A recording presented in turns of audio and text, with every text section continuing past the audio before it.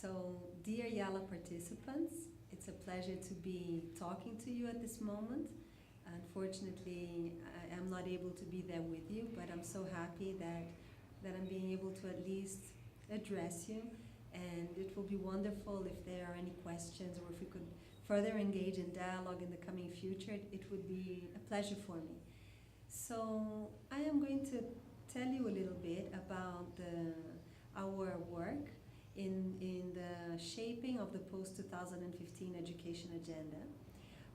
We have come a long way since this process began. It started intensifying a couple of years ago, and the Global Campaign for Education, with all its membership, and also with other organizations, partner organizations such as ICAE, we have been seeking in a very intensive way to influence the shaping of this agenda in some directions. So firstly, one very important impetus that we have been having is to ensure that the post-2015 education agenda be based on an understanding of education as a human right.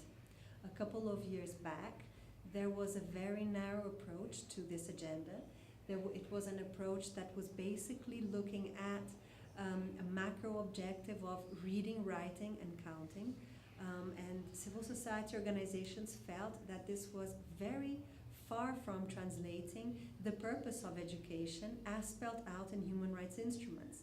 So we brought to the forefront that we have to guide ourselves in international human rights instruments, in the purpose of education that is spelled out in these instruments, education being understood for the full realization of human potential, for the possibility of decent work, for the possibility of deepened democracy and citizenship, for the possibility of realizing a world of peace and of dignity.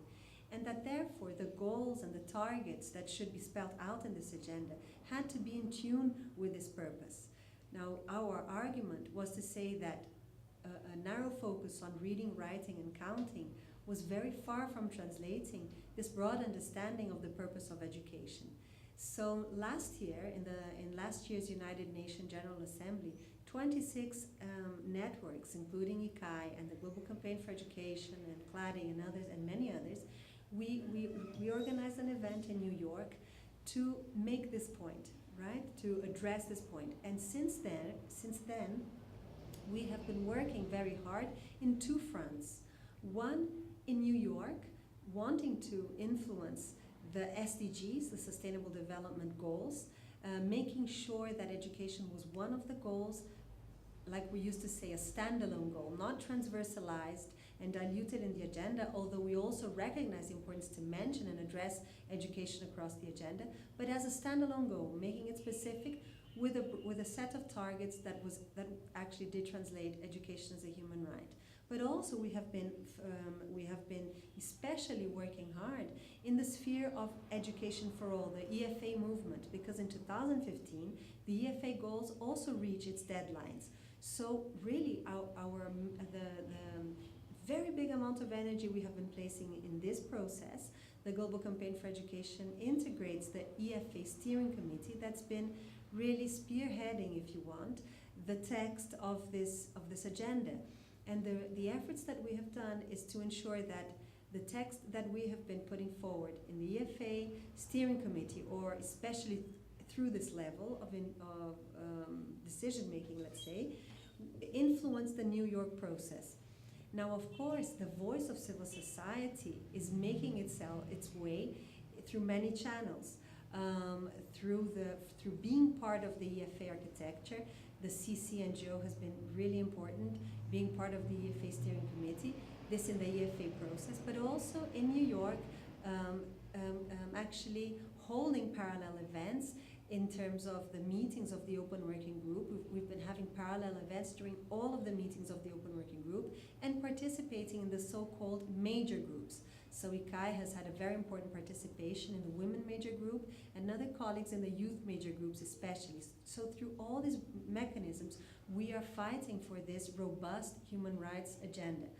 Basically, we have managed to have a broad agenda that looks at all levels of education, early childhood, primary, secondary, tertiary, and adult education, that recognizes the role of teachers. We have a teacher target. And in the EFA agenda, we have managed to include a financing target.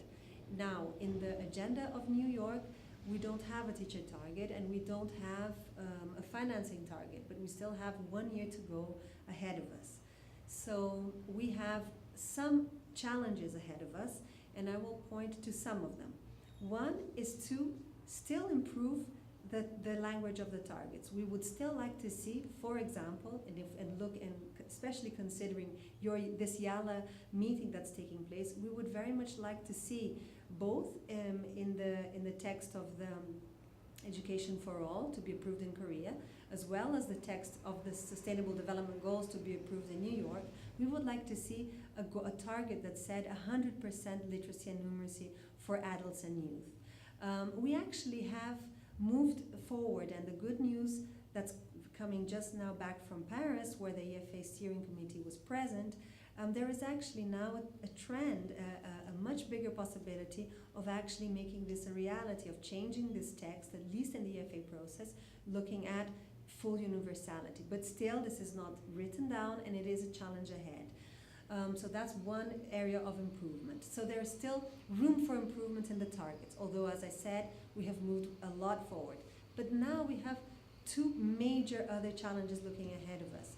One of them is relates to indicators, because it will not be good if we have broad targets, but then if the indicators that are related to these targets are narrow. And this is again where we're seeing pressure. We see that those social actors that actually would have preferred a narrow agenda actually are now trying to push for narrow indicators. Now, if the indicators are really going to be what will measure the target, then it's going to be very detrimental for the whole movement. So we cannot allow to have narrow indicators even if we have broad targets. So this is another sphere now of ensuring that the indicators are in tune with the language of the targets. And finally, the other important area of discussion and debate, specifically looking at the EFA process and to what will be approved in the Republic of Korea in May, is what we are calling the framework for action. The framework for action to be approved in Korea not only will have principles, not only will have objectives and targets, but the framework for action will also include a whole section on governance, a whole section on the architecture that will monitor the targets, the implementation of these targets. It will include a deeper section on financing and on the role of civil society participation in decision making. So now, looking forward in this last year, these are the focuses. Ensure that we have sound targets, and even better, even improved in those areas that we still feel there is room for improvement. Indicators that reflect the targets, these broad targets, and an entire framework for action that also will deal with the issue of governance, transparency, accountability, and financing. So thank you for your attention, and I hope that we can dialogue and continue dialoguing at another moment.